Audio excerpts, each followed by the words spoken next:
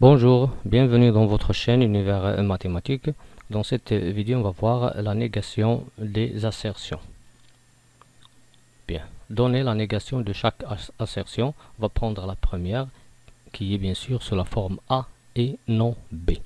Donc, pour donner la négation de A et non B, ici on va utiliser, comme on a traité avant, si on a P, une proposition, et Q, une autre proposition, on appelle ici et la conjonction entre les deux propositions. La négation de P et Q, c'est quoi? C'est la négation de P ou la négation de Q. Bien, donc par application de ce que j'écris ici, donc la négation de A et non B, ce n'est que non A ou non B. Bien, c'est quoi non B? On sait que la négation de P, si je prends la négation de P, je vais trouver bien sûr la même proposition P. Donc finalement, la négation de cette proposition, c'est quoi? C'est la négation de A ou B, parce que la négation de B, c'est B. Bien. Passons maintenant à la deuxième assertion. A ou non B. On sait bien sûr que si j'ai deux propositions et je vais essayer de prendre l'assertion P ou Q qui est la disjonction P ou Q. Donc la négation de P ou Q, c'est quoi? C'est la négation de P et la négation de Q. Par application de cette formule-là, la négation de A ou non B, c'est quoi? C'est la négation de A et la négation de B. Bien. Et c'est quoi la négation de B? Ce n'est que B. Par suite, la négation de A ou non B, c'est quoi? C'est non A et B. Pour la troisième proposition, A ou B et C. Donc on a déjà vu que la négation de la disjonction, c'est la conjonction.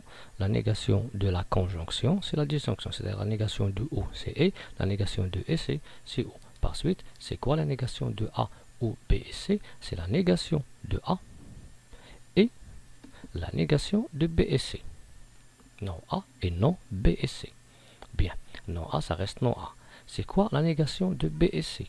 La négation de B et C, c'est quoi? C'est la négation de B et C. C'est quoi? C'est la négation de B ou la négation de C. Et par suite, on trouve que la négation de A ou B et C, c'est quoi? C'est la négation de A et la négation de B ou la négation de C. Pour la quatrième assertion, A et B ou C. Donc pour donner la négation de E, ça donne OU. Et on prend la négation de A et après la négation de B ou C. Donc on trouve la négation de A ou la négation de B ou C. C'est quoi maintenant la négation de B ou C? La négation de OU, c'est E. Et on prend négation de B, négation de C. Donc finalement, négation de A ou négation de B et négation de C. Pour la cinquième assertion, A implique non B.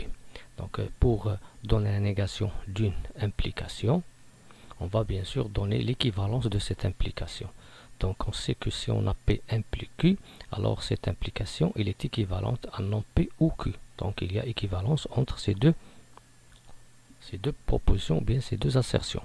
Et pour donner la négation de P implique Q, ça c'est la négation de non P ou Q, et bien sûr la négation de la négation c'est P, la négation de O c'est E, et Q, la négation c'est non Q.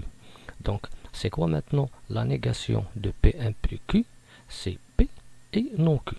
Bien, la négation de l'implication P implique Q, c'est P et non Q.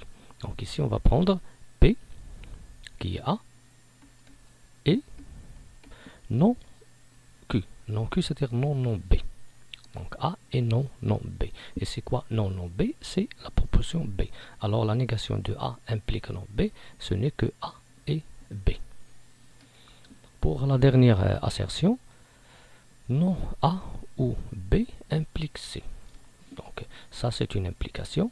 Pour donner la négation de cette implication, on va considérer la proposition qui est P, la première, et la négation de la dernière. Bien, donc on va prendre non A ou B et non C. Et c'est quoi non A ou B? Le OU, on va transformer le OU en E, et la négation de A, la négation de B, c'est-à-dire finalement la négation de cette assertion-là, ce n'est que non A et non B et non C.